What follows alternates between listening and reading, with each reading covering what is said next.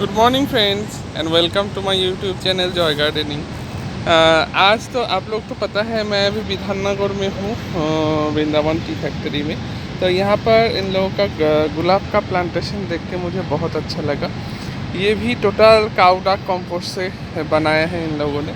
कितना अच्छा प्लांट का ग्रोथ आप फास्ट देखिए यहाँ पर। दोस्तों यहाँ पर फूल देखिए कितना अच्छा है, फूल कितना बड़ा साइज़ का है फूल। एंड इसके लिए जो इन लोगों ने किया है, इन लोगों का प्लांटेशन एकदम एकदम ग्राउंड पर प्लांटेशन किए हैं। एंड इस पर बहुत सारा गोबर का खाद इन लोगों ने यूज़ किया है। सिर्फ गोबर का खाद एंड पानी से इतना अच्छा गुलाब उग रहा है।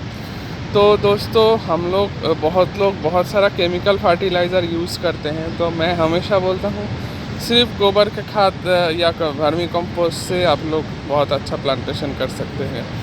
तो देख पा रहे हैं इसका प्रूफ यहाँ पर है। एंड इसका कलर इतना अच्छा है, ब्लैकिश रेड। अगर मुझे हो सका तो मैं इसका एक डाल लेके जाऊँगा।